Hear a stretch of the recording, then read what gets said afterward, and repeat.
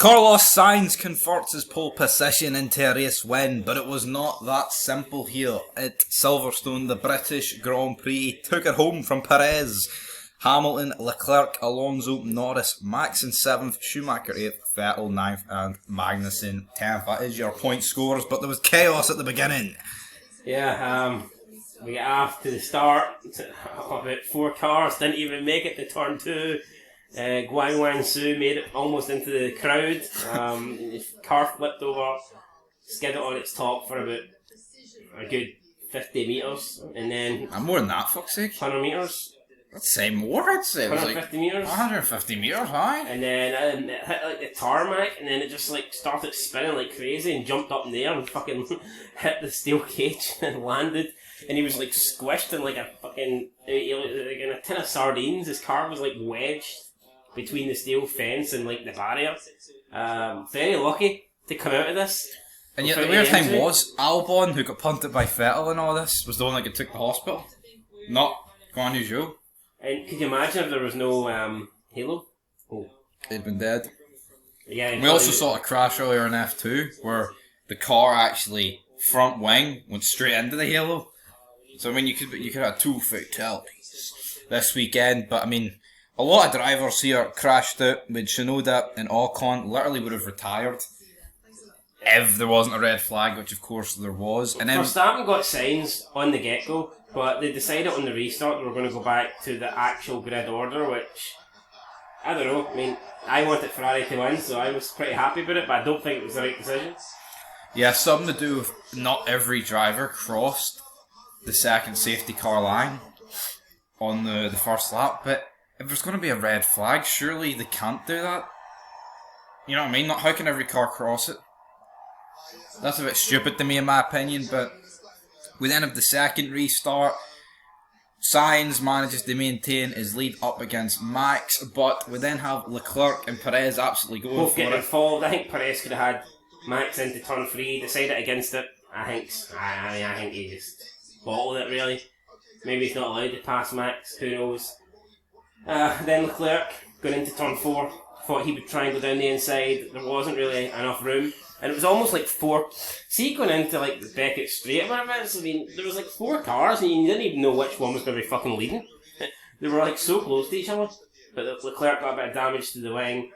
And he managed so did Perez. But Perez's damage seemed to be more severe than... Well, I mean, I don't know. I mean, it looked a bit the same, but Perez had to pit, whereas Leclerc didn't. And continued the whole race. Sainz was under pressure for Max. Eventually he made a mistake, Max managed to overtake him. So that wasn't very good. No, that was really bad from Carlos, to be honest. Like, yeah, first bit of pressure he's been under in his F1 career, like in terms of this, and his arse did kind of collapse. Then we had Leclerc getting close to Sainz. I thought maybe they have to let Leclerc through to have a chance at Max, but then Max starts slowing down. Big problems for Max. Luckily for him, before it was a puncture, he then pitted. Luckily he was like at the start and with the pit entry, so he didn't really lose any time. He just lost a position to Sainz.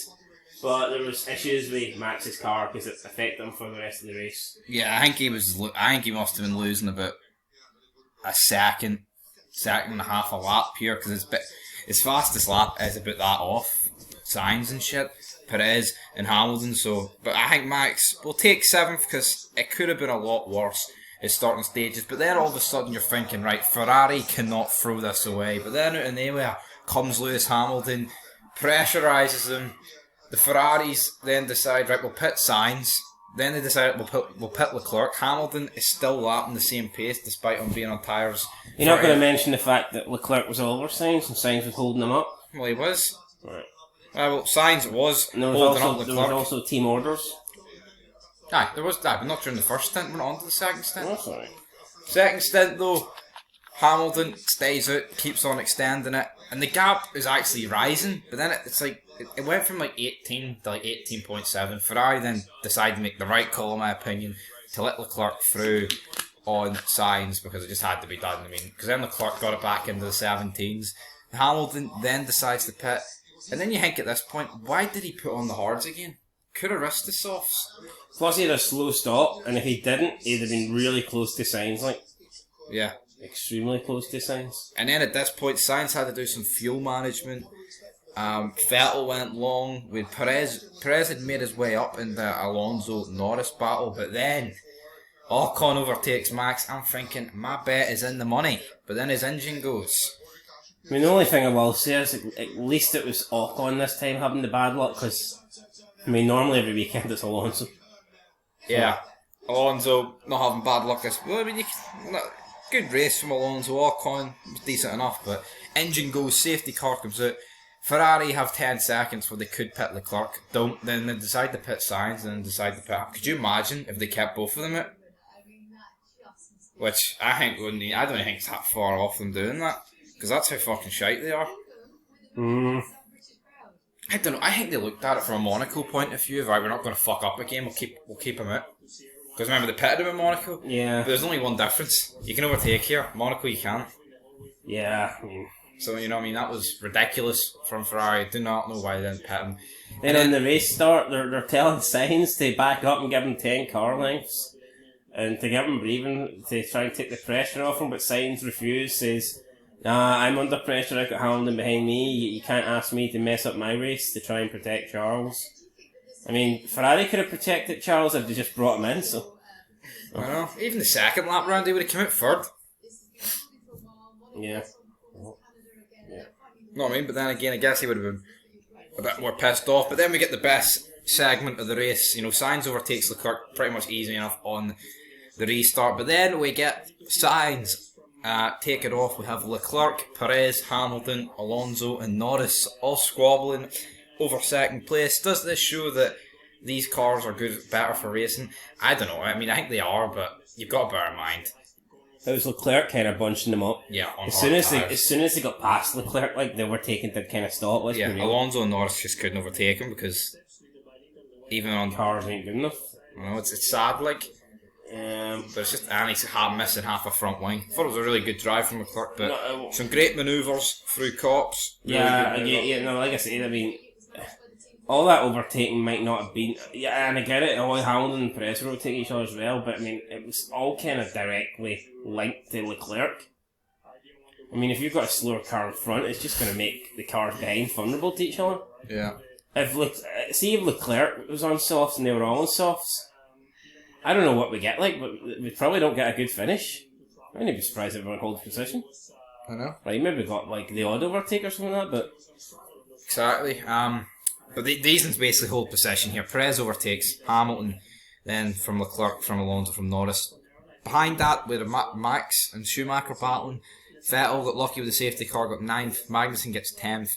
Latifi finished 12th. I actually kind of feel sorry for Latifi because he actually did a really good race. Yeah, but I mean, nice to see him get some points. At least Mick Schumacher got some points. I mean, about time he got points. Yep. But Daniel Ricciardo P4. I think he'll be gone. There's a reason why I went him. I swapped him out in the career mode because I think he will be gone. I think of all the drivers, he's the closest to being gone. Let's talk more about that career mode. Anybody watched it? 2P11 so far. Spoiler alert. But anyway, that's it for your British Grand Prix review. George Russell, Mr. Consistent until you bet him. Classified 20th out of 20. He'll be looking to bounce back. The standings. Perez is 34 points behind. Sainz is 43 points behind. So, no, not Sainz. Leclerc, he wishes he was fucking 43 points behind. Epic final lap. You know. Great wee race here. And Austria's Epic final lap? That's what Perez said. I don't know why I said that. I was just reading what he said. Don't really know why Perez is saying that. Maybe final laps or stint or something. I don't know. Maybe, but that's, I mean, Max, you know what? Could have been a lot worse. Yeah, no, I think Max will be happy with the day, like, because he still got 7th, and it wasn't Leclerc that won. Leclerc outscored him by 6 points, which is nothing, like. It's not even a fucking... No, but let's be real. That's not even a race win. Yeah, no, it seems big, like, but I mean, yeah, we'd actually outscored him by more if he won and Max came second. Exactly, which would have seemed worse. But anyway, till next time, that'll do it for this race review. Austria, just around the corner.